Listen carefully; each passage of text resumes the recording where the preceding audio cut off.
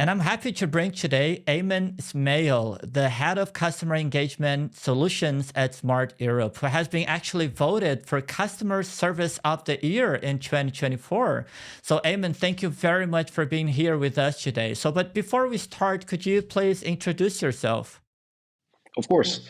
So, Aymen Ismail, that's my name. I'm currently the head of customer engagement solutions at Smart Europe GmbH and also an advisory board member at CCW Europe Digital.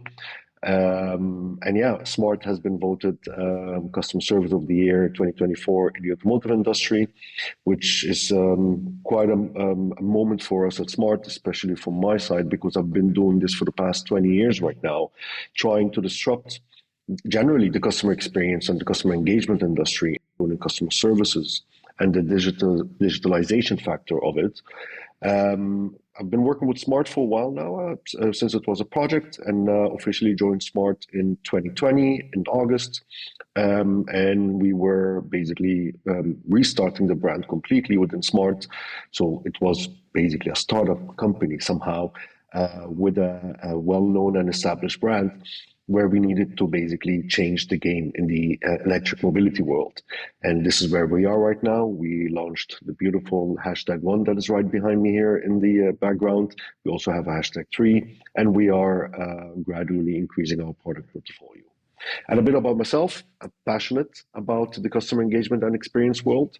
I've been in this world for 20 plus years, as I mentioned, in many different industries, not just automotive. I've done telecom, I've done finance, I've done media, and so on. But I'm quite passionate about the future where this industry is going, and all the technologies, especially with the introduction of Gen AI, a bit more than a year right now. And I see that many different potentials in this industry. And my aim is to help business leaders as well around the world to understand where they can disrupt and how they should disrupt and why they should disrupt. That's a bit about me. Yeah, that is perfect, man. Thank you very much for being here with us today. And I want to go straight to the point, right? Like, in order to be able to provide like the best service to your customer, you need at least to match their expectations. And to do that, you got to know your customer very well. And to do that, we need to collect as much data as possible from them. And let's take it from a customer perspective. Like, why do customers share so much data with company A, but hold themselves back with company B? Like, is it a trust issue, a lack of understanding? Like, what is it?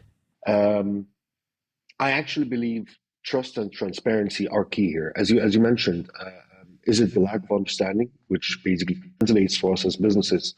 Are we transparent enough about what we're going to do with the data and why do we need the data?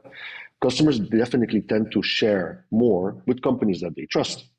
And customers would love to know, what are you going to do with my data and what will I get in return if I share with you the data? So if a company, for example, you said company A, is upfront about the perks of the data sharing, basically, is it going to help in personalizing my experiences as a customer? Is it going to give me certain reward?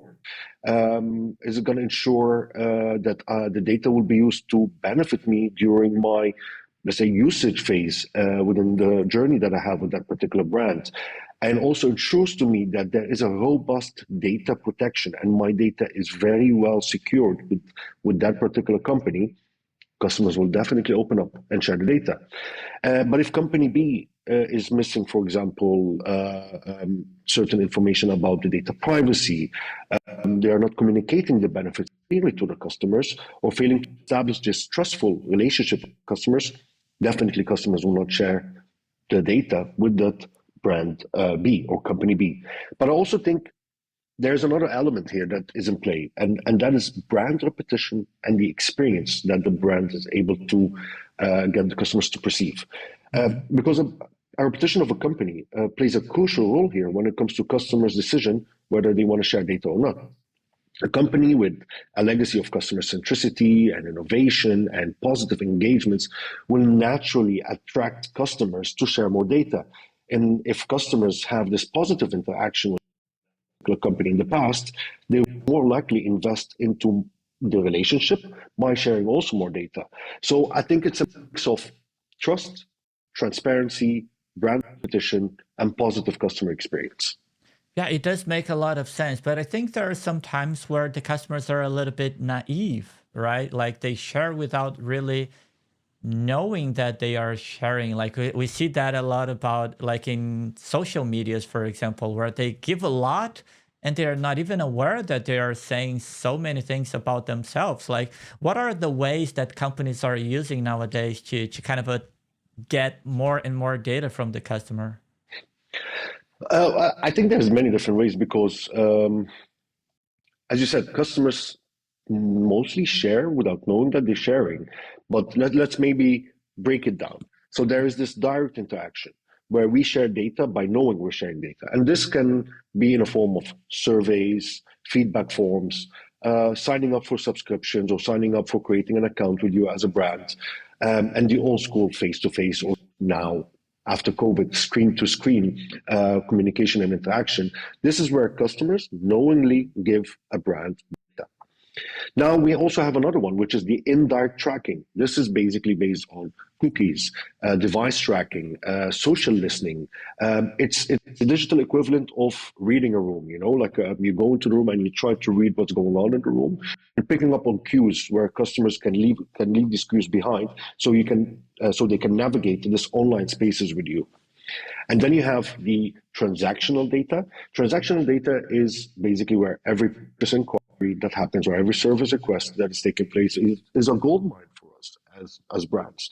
And customer preferences and behaviors are actually translated into these data that we get from the transactions that the customers do with us. So I believe these are the three levels or the three brackets where data is shared. Do you think this, you know, there is like sometimes one of those things that happen on social media that people talk about, that whenever you are talking about something with your friends and then suddenly you get an advertise about that.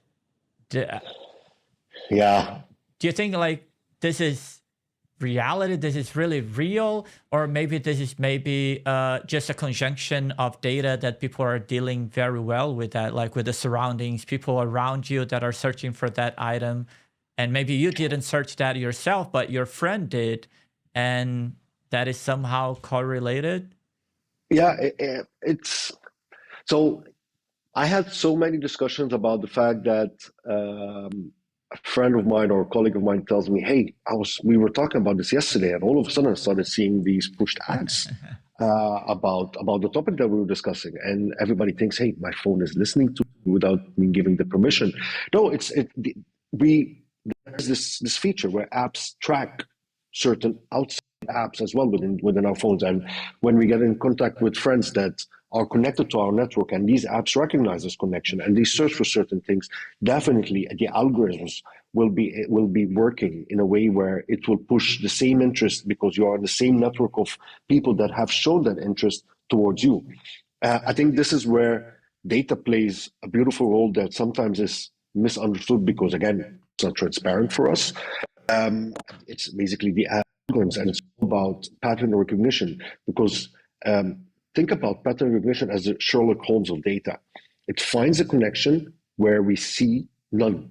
We as people, we don't see these connections, but the pattern recognition actually sees these patterns, sees these connections. And by analyzing these vast amount of data very fast, they start detecting pattern. And with detecting pattern and correlations that human might overlook, they are able to actually understand how I can connect certain things and push personalized messaging. I'll give you an example. The time that we spend browsing for a certain product can relate to the likelihood of making a purchase in a unlikely category. Why? Because it's based on a behavior of similar users that the pattern is able to recognize and is able to correlate to other different type of products that you didn't even search for. So yeah, pattern recognition is quite fun. I think it's something that we sometimes don't understand. I still also don't understand it that much. It's the beauty of data science somehow. But yeah, there is a correlation somehow with my device is listening to me. Yeah, it's not listening technically, but it's connecting all the data points around you. That's what we call like this predictive algorithms, right? Like Yeah, to try to anticipate the user's need or desires based on a bunch of unrelated data for us humans, but yeah. like somehow they have some connections and patterns. And actually, that's exactly where the integration of AI comes into place, right? Oh, yeah. I think the integration of AI in data analytics will have a huge impact because it will change the traditional methods of how we used to and studies about markets and how about consumers. And it starts with speed and scale. AI can process so much data in a scale and speed that traditional methods cannot even compete with. They cannot match. This means that insights are generated much faster, leading to quicker decisions and easier and faster adaptations and strategies as well. And then you have the depth of the insights that you're able to generate.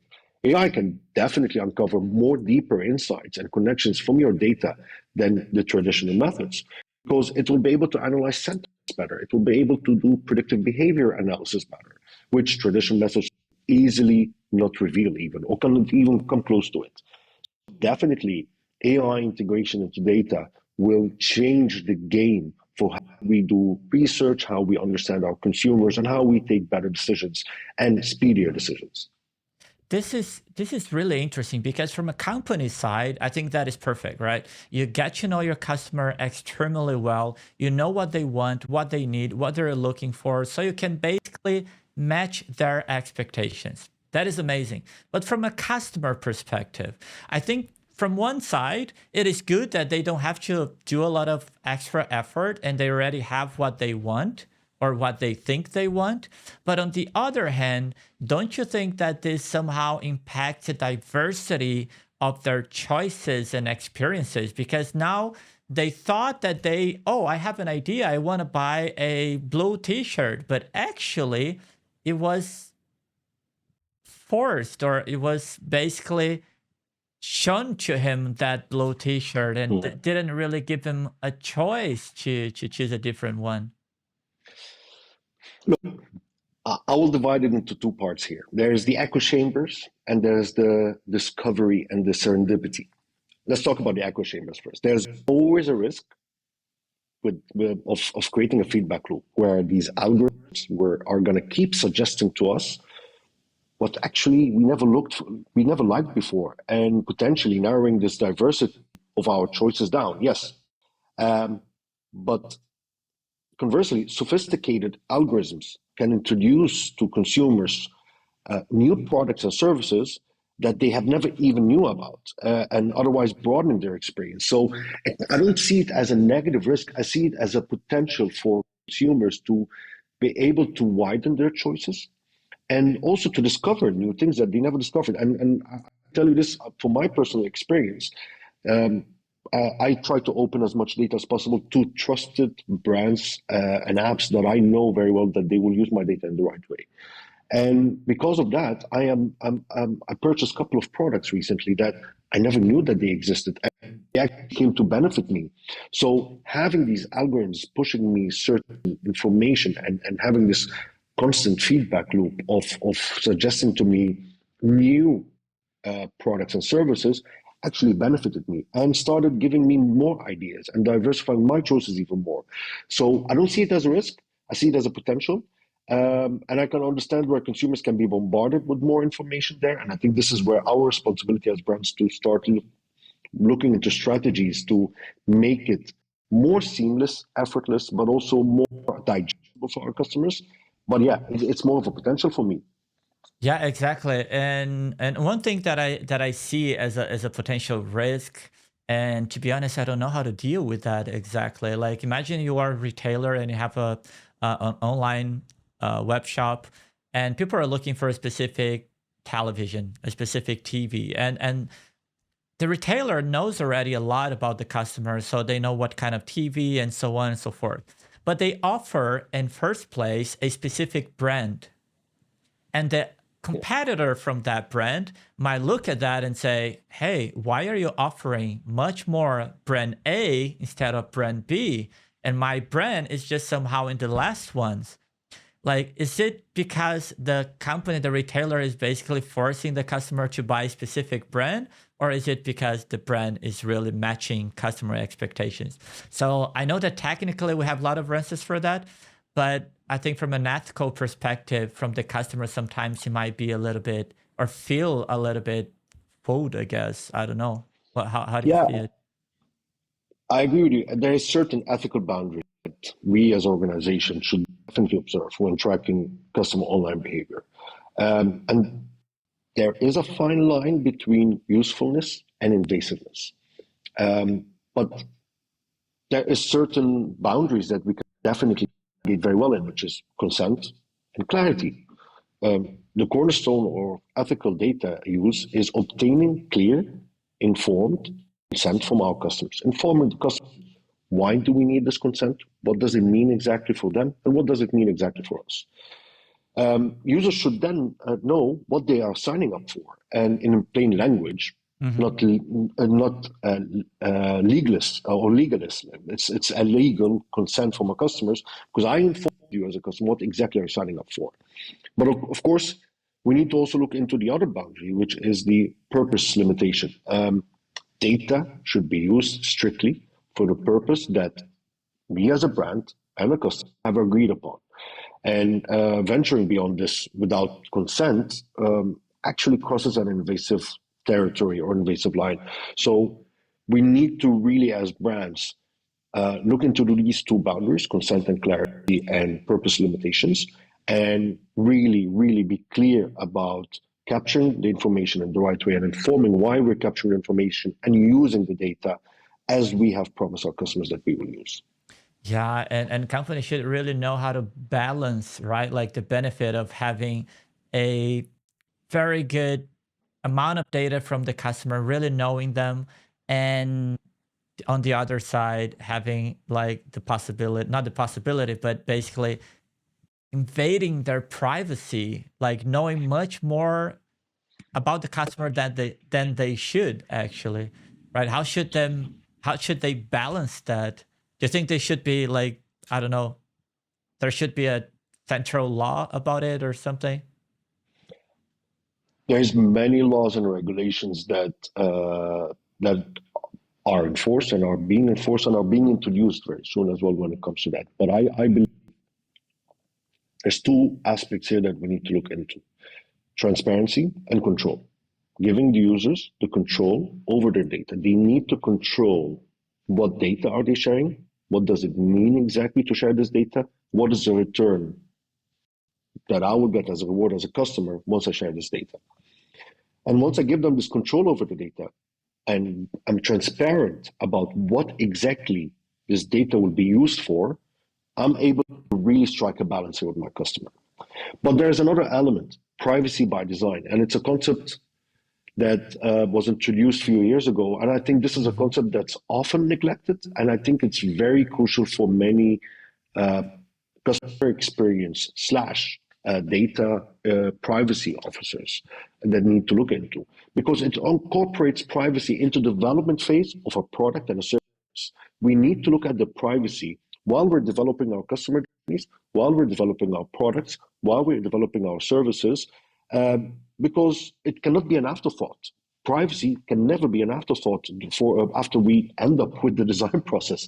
So we need to ensure that the data use is aligned with all the ethical standards from the beginning and across the whole development journey of our products and services. And once we apply privacy by design and ensure transparency and control, I think that's where the, let's say, the thin line of invasiveness will not be crossed, basically. Yeah, I agree with you. With all of this GDPR in place and having privacy as a design, I think companies will provide a better transparency to the companies will provide a better transparency to the Yeah. customers, and customers will feel at least a little bit more like relieved, I guess. But Ayman, what challenge do you think that the companies are facing in order to be compliant with all these rules, especially from so many different countries and places and so on? Yeah, I think Organizations always face challenges when it comes to international data protection laws, especially when operating across different jurisdictions, as you said. And I think the challenges can be summarized into two areas: variability of law. This is where law differs definitely from one country to the other, making compliance to these data regulations and data laws a moving target for global companies that we need to maneuver around. And of course, this means that if you're a global organization, you really need to think about how to adapt all these changing laws everywhere. Which leads me to the other part, which is the constant evolution of laws. Data protection laws are evolving. And we've seen that. Being in Europe, I've seen the evolution happening across the last years so fast, especially with the introduction of AI, where the AI Act came in place also quite fast. But that means that data protection laws, while they're evolving, requires us as brands and organizations to be agile and ready to always adapt our practices, our journeys, our internal regulations to these, let's say, moving laws and moving practices of laws that is happening all over the world. Yeah, perfect. And you mentioned about evolution, right? So this is something that has to walk hand in hand, like with the lawmakers, with the government, with ourselves, like technologists and everywhere, like the companies, they have to be ready for this and they have to evolve together. And I think this is not something that is set in stones, but this is definitely something that we need to evolve together with everyone, right? And how do you think we could prepare ourselves for this future? Especially taking a look from, before talking about the customer, like understanding a little bit from the company side, how could the company prepare for the future that is about to come? Because we're gathering more and more data, we're getting faster and faster with AI analysis and everything. How should we prepare ourselves? To prepare ourselves for a future, basically, where insights are generated from customer data, I think it can be done in three parts. One, education and awareness. We need to empower ourselves in the organization by having constant trainings, constant updates related to these regulations. And we need to basically have a knowledge base where all these different regulations are simplified for every employee, that shouldn't be a data privacy officer or data protection officer or even an IT person that deals with data, but everybody should be able to understand what it means and what is my role in making sure that I protect my customers' data. I think the other part is the ethical frameworks, developing and adhering to ethical frameworks that prioritizes consumer welfare and privacy is definitely essential. And every organization needs to make sure that they set this up in the right way, but also keep it constantly updatable. So due to the fact that, as we said previously, the laws are evolving. And regulatory adaptations. Regulations need to always keep with the pace of the technological advancements that's happening. GenAI. We need to always keep the regulations updated, the internal regulations, because also the governmental regulations are being updated. And with that in place, we need to ensure that there is a balance between innovation and privacy. And once we translate that within our organization, and maybe I'm jumping ahead, maybe that was the next part of your question, consumers. How can we keep consumers educated?